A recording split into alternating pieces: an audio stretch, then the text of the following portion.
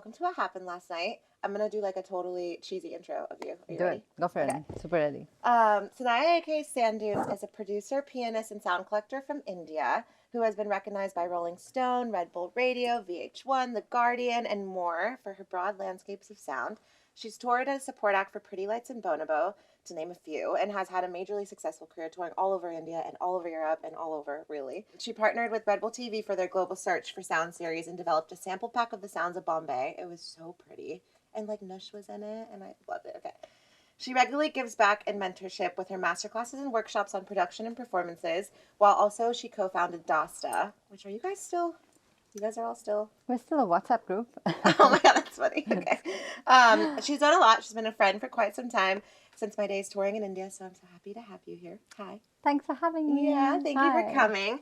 So I like so it's funny because like I already know you, but like then I was thinking about it and like I don't know a lot, and then also when I was researching you and like reading interviews and watching things, I feel like there's so much about what you're making and like this, and which I love and I want to talk about for sure, but I'm like, what was Little San like? So Little San grew up in a very small town called Jamshedpur. It's close to Calcutta. Okay. There was a piano at home, and my parents had CDs and a record player, and I kind of somehow fell by accident into piano lessons. My sister was the one who was actually made to take the lessons, and she hated it, and I was like, I'll take her spot. And so I had somewhat of a music education, but it was kind of broken. I never really learned to read. I didn't go to a music school. And when we moved to a bigger city when I was about 12, I went to another music teacher who was like, you don't know anything. And whatever you're doing is wrong, is broken. But as a result of like a kind of wonky foundation in music, I feel like I developed a strong ear. I just knew what I liked, and I have early memories of like running between the CD player, which was in a cabinet on the wall on one end of the room, and like running to hit pause and running back to my piano and trying to work out like Oscar Peterson and Dave Brubeck. And Like just by ear? Just by ear. Holy shit, Sam. And getting far, but it was because there was no other resources, and I was like I need to play in terms this. of the music teacher, was that an Indian music teacher? Yeah, it was a very sweet man. And I'm sure he's sweet, but I'm saying like, was he trying to push like the Indian thing on you, and you kind of wanted to learn American, or he was? No, it was Western classical music. Classical, I mean, post-colonial India, English medium schools, Western classical music. That's what I grew up around, really. And he was trying to get me to read, and I was kind of in the process of figuring out how to trick him because I didn't want to sight read. And I'd be like, you play it first, and when he'd play, I'd just watch. And I'd pick it up by ear. Yeah. And then I'd pretend like I was reading, but my hands were down. I mean, my eyes were down. This is how I graduated from Berklee College. There we go. Just so you know, like all the vocal classes where you had to do all the sight reading, I just memorized it the second they sang it. And I'm like, oh yeah, I'm reading. Right. It's an unhelpful hack, but hey man, it develops your ear, I guess. On one hand, that's like a positive outcome. Yeah. But from very little you knew you wanted to do music, and growing up in such a small town, like did you feel like that was even No, I didn't think I could do music. So I just imagined that it was something I would never not do. Kind of similar to dancing. I was also really big into dancing, and there was a phase of my life as a young one where I was like, I'm gonna be in this dance company. And anyway, that ended like this. But there definitely was wanting to do music, but I just thought I would do it on the side. And I actually, after college, tried to be a travel writer because I was like, that's a job that someone will give me. And I had a degree in economics. It was kind of like one accident after another. Yeah. And it was in my interview with this woman whose magazine I really wanted to write for, where she was like, why do you want this job? Don't you like play keyboards and bands and things? Yeah. Why aren't you doing that? And I was like, well, I'm not going to make a living doing that. Like, that's what everyone says. In India at the time, you're like, what's your option? I guess Bollywood stuff. It was basically. Yeah. So that's actually what I fell into. Oh. Yeah. I really think you don't get ideas about what you can be if you don't see examples. Yeah. And literally you just don't have examples of it. So it was kind of like feeling around in the dark. And I was doing some gigs and doing open mic nights, and this is like 2005, 6. Yeah. And I fell into playing keys for a Bollywood playback singer, and it was the first time I actually got like checks of Oh money. my god, I never knew this. Yeah. Holy shit. I was playing Sheila Ki Jawani Oh my god. and Munni Badnaam. And I won't give you too many details, but I was on stage when they were like, "Why are you playing with both hands?" And I was like, "Wait, because that's how I'm voicing the chord." And she was like, "No," and I won't say who, but it was just like, just play the cute parts with one hand. It's sufficient. And then a progression of that, yeah. and like appreciating that I got like exposure in terms of understanding what it actually looks like, and from that point of view, and at that time to tour in India, it was not high, not super Yeah. desirable on many levels. We were going to all sorts of places and playing this music that was like Bollywood music recontextualized for live performance. It wasn't great. I wasn't loving it. Yeah. And one of the rehearsals that we did for one of her shows, which was actually a New Year's Eve show. Well, and I remember this New Year's Eve very vividly because it was one of those like, what are you doing with your time? The clock am I struck. doing with my It was like 10, 9, whatever, 3, 2, 1, and we're like Sheila Ki Jawani. And I was like, okay, this is life right now. This is not. But then you had this like interest, like passing through your childhood. You had this interest in sound early on, away from piano or production and stuff. Or where did that come from? No, it was just piano for me. The world of sound was like piano, and I did have some role models. Like my grandmom was a piano teacher, and she didn't live in the same city, or she would have taught me. But she used to teach a drum circle for hearing impaired kids, and there was a lot of like possibilities with sound that were in my purview. But it was when I was in one of these Bollywood cover band rehearsals, which was happening in a studio like this, and someone was like, "Oh, you're the keyboard player. Can we just pull you into this other studio for 5 minutes and can you lay down some parts?" Yeah. And I was like, "Yeah, whatever." I had no idea what I was doing. And then I walked into a room where they were producing something, and I had a MIDI controller. And basically, it was my first experience of like synthesis, and my first experience of realizing you can play something, but it can be a different instrument.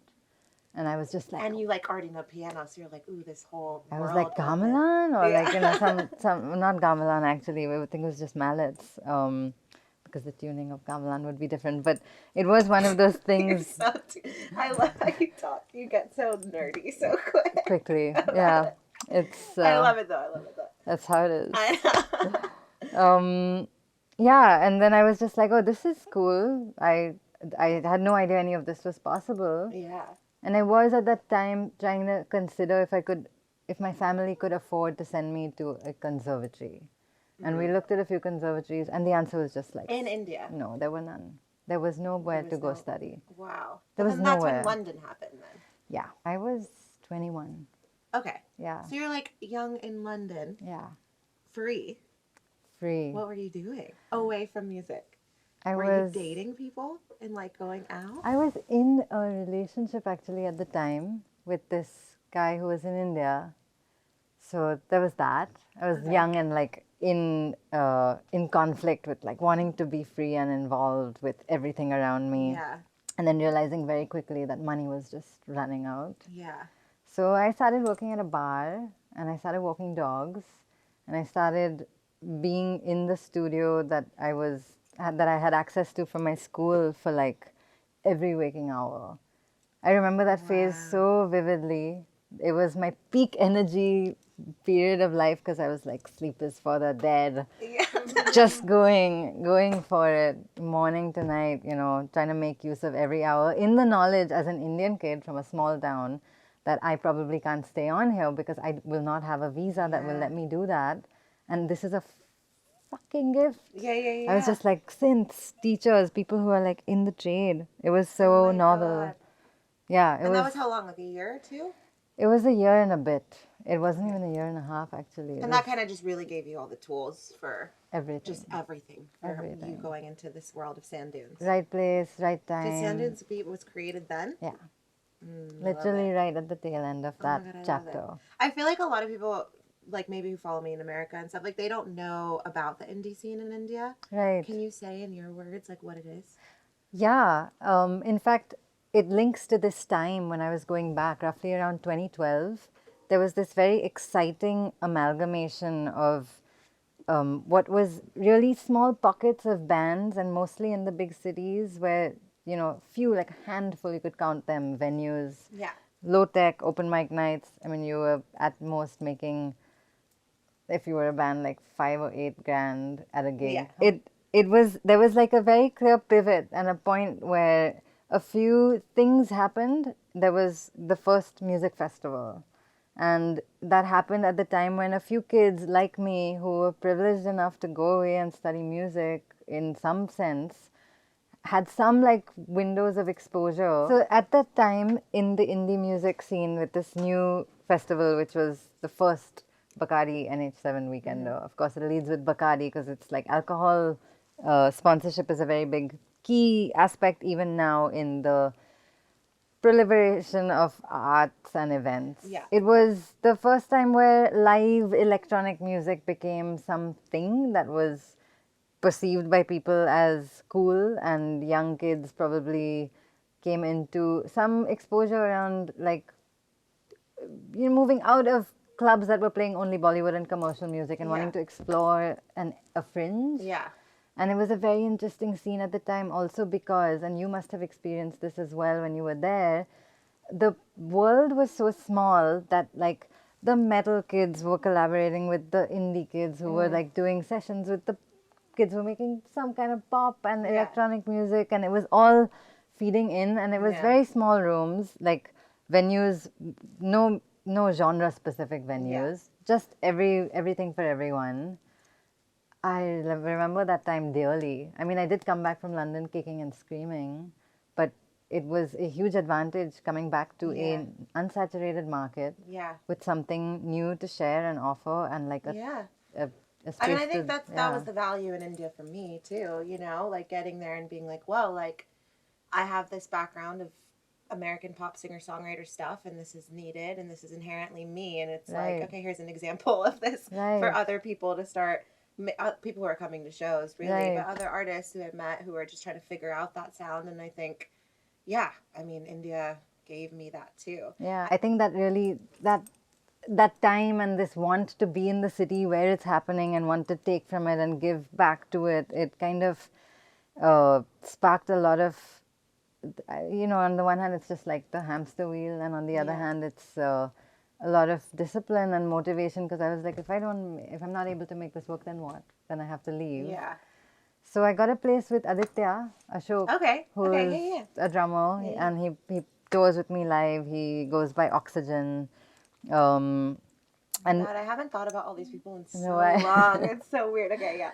So Aditya and I were the two people in our friends circle who, our parents didn't live in Bombay, and we were both doing music, and we were like, great idea, Vakola East. We'll get a place. And we'll share it. So one bedroom, you get the living room, I'll get the room, whatever. We'll make it work. That's crazy. It's crazy because it didn't last.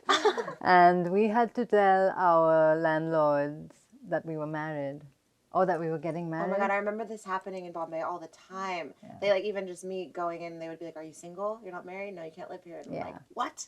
Yeah. Oh, it's crazy. It's much less the case now, I would imagine. I mean, now it's like there's different levels of discrimination. Discrimination hasn't gone away, but things are more progressive. And in one sense, that arrangement didn't work because we were trying to work on music, and our neighbors weren't happy with that. And finally, we were like, okay, we just got to move into it. It's got to be a neighborhood like a progressive neighborhood. And the neighborhood like Bandra at that time was where there were a lot of artists, a lot of young single people were, able to find places there. It was not as gentrified and unaffordable as it is now. And I found a place in an SRA. I don't know if you know what an SRA is. It's a slum rehabilitation apartment building. Oh my God. And my parents were really horrified, and they were like, we will help you pay to stay in a place where you feel safe. And not to say that SRAs are unsafe, but as a very young, naive single girl. Like, obviously, it was on Waterfield Road, and I was like, I have to do this on my own.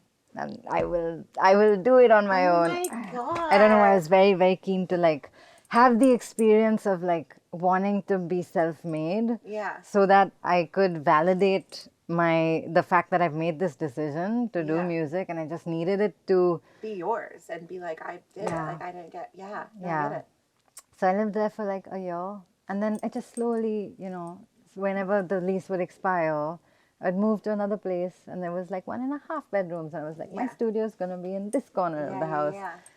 But in that Yeah. sense, like, I mean, I know, like, when I got to Bombay, like, it was already pretty. It was there. Like, this indie scene was there, and I feel like when you were there, it was kind of being created. Mm-hmm. Did that just happen for you? Like, I don't know, for some kid who's probably watching this in India who wants to go to Bombay and like get in the indie scene, like, what did you do? Did you just like go out and meet people, or like how did you kind of start becoming like sand dunes in the scene?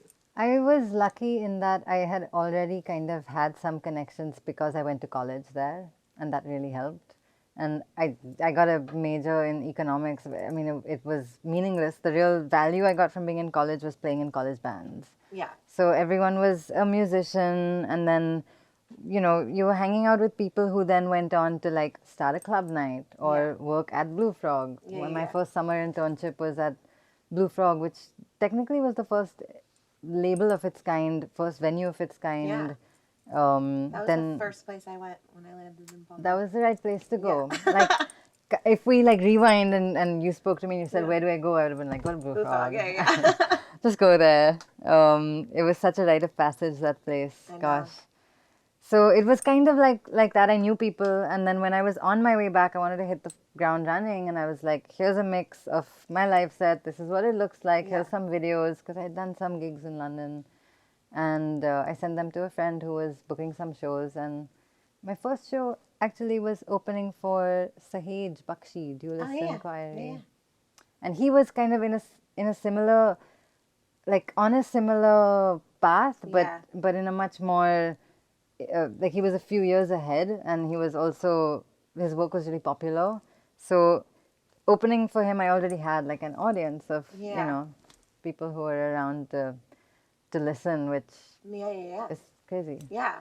Okay, so you become sand dunes. You're in the scene. Yeah, You're I doing the whole become sand festival. You dunes. become sand dunes. Well, yeah, you did. I mean, I remember when I came and like I obviously knew the like main bigger artists, and like you were Right. one of them. You know, Right. even at that time, I thought it was like what 2015 when I came, 2016. Yeah. So yeah, but okay, but after India, you make your mark in India. You're doing all the festivals. You become sand dunes. But then how did this like whole thing happen where you then leave and you go tour with like some other big crazy artists all over the world and like Right. live in I think you were living in Germany? I didn't live there, but I did. Basically, I was looking for ways to expand and I still am looking for ways to expand what I do.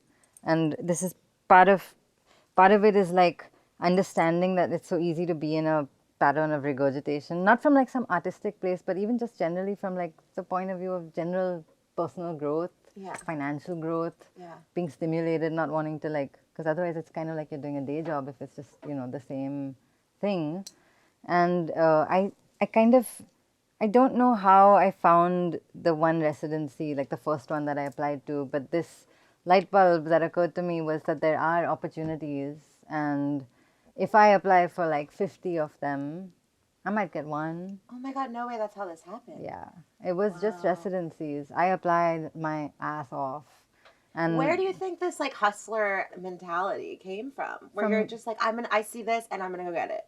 from lack of opportunity, like from not having access. From growing up in a small town, in a way. I mean, not to be like I grew up in. no, I I didn't. get it, though. I had a very beautiful, blessed, abundant childhood, and like very nurturing parents who were like, "You want to do music? We'll try and figure it out."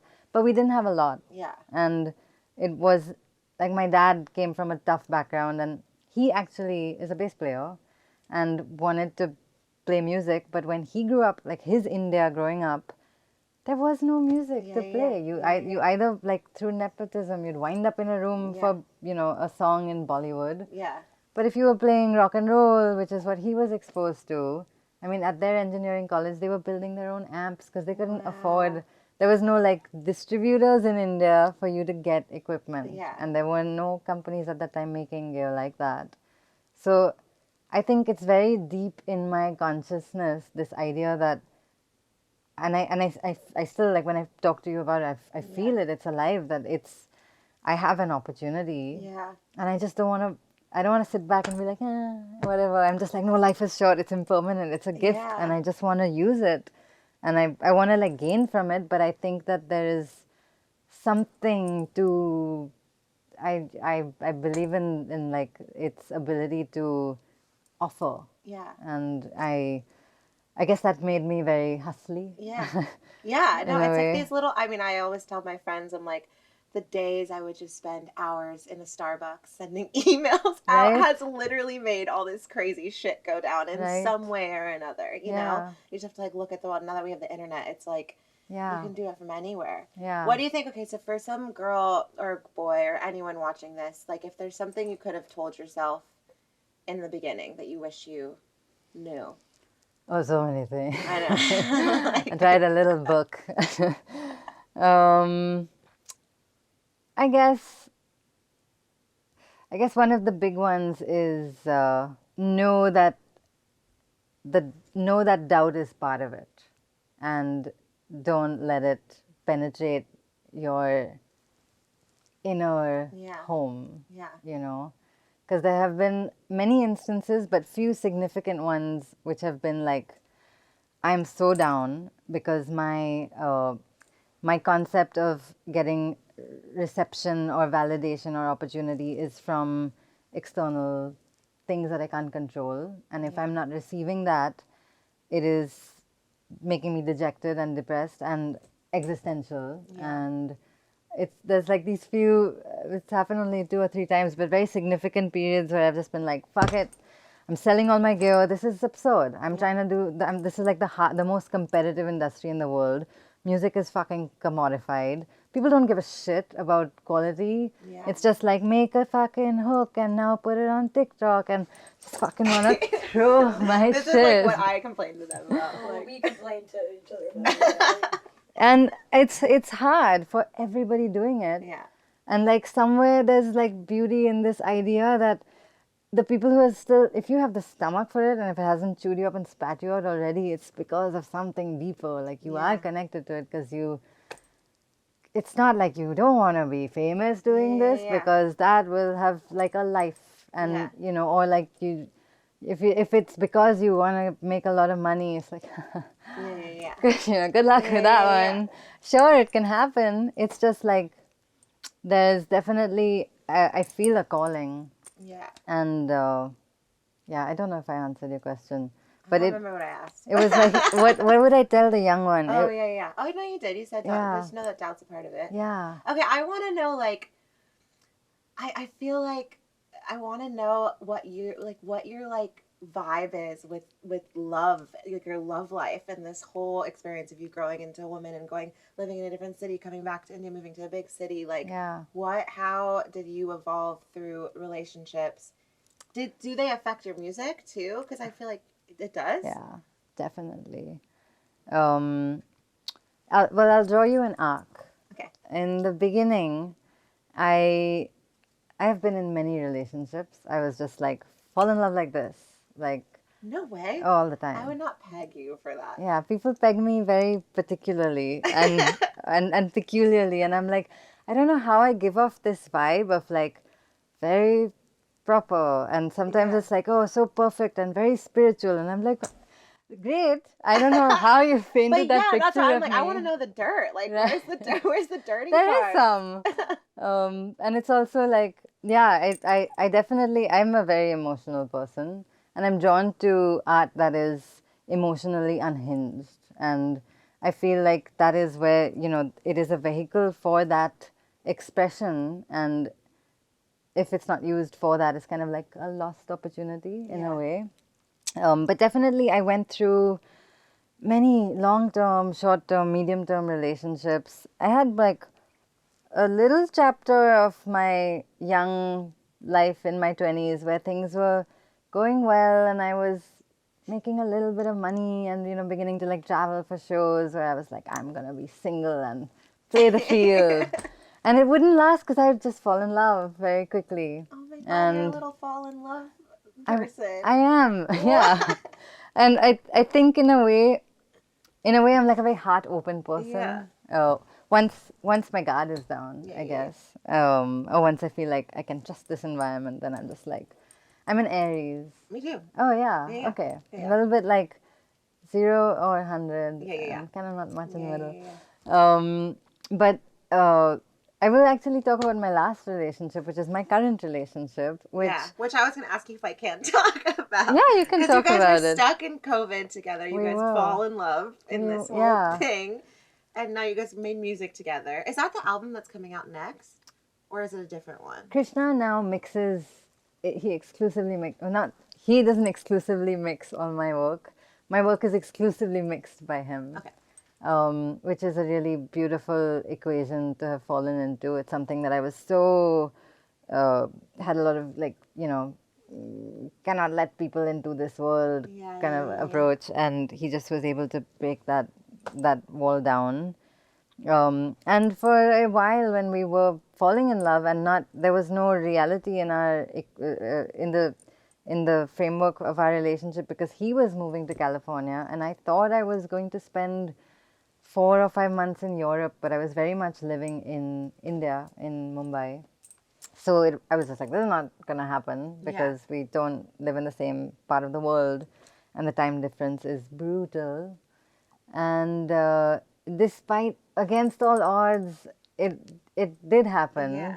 And I kind of followed him here, basically. And in one sense, all of my music for a period of time was just like he became my muse. So I just wrote a bunch of songs about him, and I went from making very instrumental electronic music to starting to incorporate voice. Yeah. And that happened purely because I was like, I need to write these songs. Yeah, yeah, I'm yeah. not going to sing them because I'm not a vocalist. Yeah. But I started moving back into songwriting because my heart led me there. And it was really interesting because when I was writing with bands, my beginnings in a collaborative music environment was songwriting. Yeah. And I hadn't done that for Yeah. years. No, I listened to the album you did with like Sid and Ramya and like all those people yesterday. I Nice. love the Sid one. Sid's a dear friend. We went to college together. Oh, no Yeah, way. yeah, yeah. He's doing a show out here. Yeah, I know. We should go. Yeah. Nice. Yeah. Yeah. Good. Making plans on the podcast. Okay, so like new album's coming. New album is coming. What's it called? When is it coming? It's out on the 17th of November. Okay. I haven't been talking about it yet. So talk about it now. It's called The Ground Beneath Her Feet. Love it. Thanks. And it is definitely my most ambitious work. At the core of it, I've been fatigued by the framework of being a producer in 2023, and what technology enables you to do is so individuating. And I'm in a place of like very thirstily wanting to make art that is more collective in process, and more like looking at collective issues, and just less playing into the slipstream of like what capitalism wants us to do, Yeah. which is just like very personalized experiences, Yeah. which is fine. It has its place, but I've been feeling really moved to push against that. And I just was able, because I had support. I knew who was going to help me mix it, for example. Yeah. And I have my manager is like a collaborator of vision, really. And even just like that little bit of support was enough for me to kind of lean into pulling out all the stops and just saying, we will record horns and strings and mandolin and vocalists and vintage synths, and just like make it during the pandemic. So it's been a work in progress for a couple of years. And I just was looking on my phone today, one of the memories that popped up, it was like, what were you doing last year? And we were finishing in Berlin, we were finishing the single that comes out first. Oh my god. Yeah. I can't wait to hear it. Can I It hear features Ramya, you can hear it. Okay. I mean, I'll play it for you. Okay. Yeah. Yay. Okay. Yeah. Well, we're gonna do rapid fire because Peter's giving me eyes. Cool. Okay. Favorite venue you've ever played? The Barbican. Dating advice. Best dating advice. Communication is the vehicle for everything. That was such a good, quick, like very packaged answer. That was Communication. awesome. It's key. Party after the show or straight to the hotel kind of Santa these days? What do you think? Straight to the hotel. Have you always been like that? No, I haven't. I was very extreme on the one hand, but then people seem to have cemented my archetype as straight to the hotel room. Party in my hotel room is kind of the vibe. Yeah, I could see that. Then I can just get into Then bed. you can just get into bed. What movie, book, or TV show changed your life? Daring Greatly by Brené Brown. It was a very impactful read. It's one of the books that Sounds changed from my my life. audience is so funny. Like, I mean, you get all of the situation. I can tell you more books, but I won't. okay.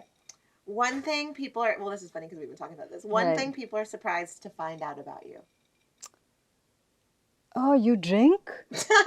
And I'm like, because there was a period of time where I was not drinking, and then again that just became my personality. I don't think I made it my personality. So the other day I met a friend, Sage, in fact, and we happened to be at a bar, and he was just like, "Wait, what? How is this possible?" And I was like, "I'm just getting a tequila and some shots for my band. Don't judge me." But yeah, Aw. yeah, Okay. Well, the last part of my little podcast is what happened last night. right. The little game. Do you I- think about it? I did.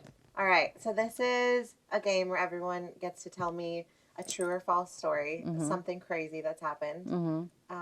I have to guess if it's true or false. Okay. Are you prepared? I have. I had to think about it because I was like, there are some stories from very long ago, and then there are more unassuming ones which I don't know. I don't. Anyway, I'm just gonna tell you. It starts funnily. We are in the Western Ghats. Okay. It's very rural. It's the middle of the pandemic. We've put all our gear in a car and have driven out.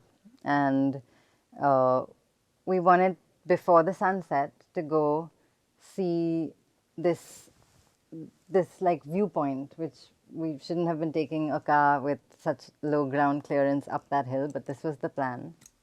And I am lactose intolerant. Okay, let me start there. Yeah. I'm like, I want to know if that's Doesn't even stop. true. It's true.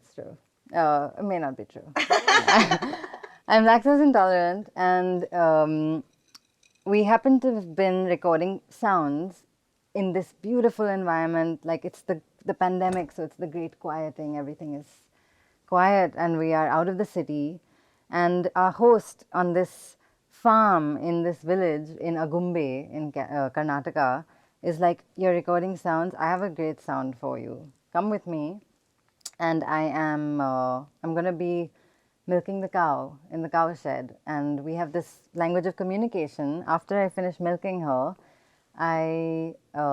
I'm singing her a song. I whistle, and then she knows when to stroke my hand with her head to get me to stop milking her and to tell me that that's enough milk, and she needs to save the rest for her calves. And we were like, "Oh, that's so beautiful. We want to come record this. It sounds That's insane." so something you would be like, that's so pretty, let me come record it. It's probably not a very typical what happened last night story, but it'll get there.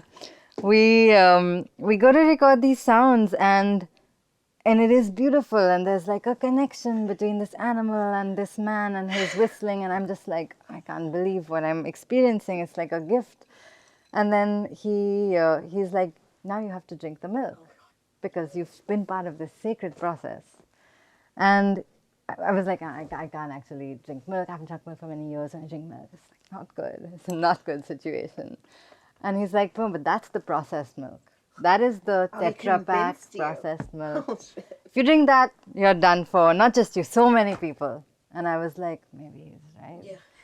He's like, what do you have to lose? So I'm like, okay, I'll give it a shot, and we'll wait by the camp for a little while and see. You're telling this so like it's true, and it's really confusing. So he prepares something for us called what's it called? A kashaya. It's a savory tea with coriander seed and some other stuff. And I drink it. I'm like, oh, tastes like milk. Okay, cool. Hot. freshly pasteurized milk I don't know, straight Sam. from the udder in front of me. Drink the milk, and it tastes like milk. And waiting, okay, like 15 minutes, 20 minutes, 30 minutes, and I'm like, he's right. This is it. Did you drink more? We finished the whole glass. Finished the glass of kashaya. I don't know, Shan. We have to wait. There's more. There's more. Nothing happens, and I'm like, great, we can go on the hike. We can drive up the mountain. We go all the way up, and I'm like a changed person, calcified, and it's all beautiful. and there's a temple on the top of the hill, and like we're recording the sounds of the bell of the temple and the wind, and everything is all so idyllic, and I'm so with it. I'm so there for it, and then it happens. My stomach rumbles, and I'm like, oh fuck. Oh shit. It's not Tetra Pak processed milk at all. And we have 30 minutes of a drive, and I don't know if I'm going to make 30 minutes. So I'm back in the car looking for like toilet paper. I don't even know if you want to put this on your podcast. You might want to edit some of it out. And we start speeding down the mountain, and literally down a mountain with, hairpin turns, trying to get back to this campsite. And I'm like, no, foot on the accelerator, cannot wait. Finally find some toilet paper in the car and run out of the door of the car. I mean, you asked for a story. Ran out of the car and had to go in the woods, and just very much therefore proved that it was not special milk. It was just the moment that was special. It's just the moment. Just me in the woods, I don't know. That's the story. True. True? No, wait, there's so many details. How could it not be? Yeah. But that's her. That she is a good actress. Is she? I might be. I don't know. It's better. I totally can see her going to like a farm and filming some dude like milking a cow to like get the think sounds that's for so- some song of hers. Oh, sorry for that. So funny. You have to guess. Do you get to ask questions? I'm going to say no. Am I any of my questions? Yeah, no. No. No, I don't think this happened. Okay, so now I tell you, right? Yeah, sure. The big reveal is that it did happen, but not to me. Oh, Aww. nice. I was there, but I was the one driving, and it happened to Krishna. Oh my god, no way! Oh my god, you just totally put him under the bus. That's I so wish he funny. was here. Oh, this is funny that Yeah. he's not here. I told him, I was like, I'm gonna tell that story because I was like, what can I do where I'm like throwing myself under the bus, but then not quite throwing myself under the bus. Very, very smart. And he's taking on for the team. Oh, Krishna, I'm sorry. Yeah, he is extremely lactose Now the whole intolerant. world knows. I did modify it though. We did make it back to the camp. Oh my god. Well, thank you for coming here. Thanks for having me. Thank you. I love you. And it's too. so awesome you're here in LA. Yay. Wow, guys. Standing ovation in the podcast room.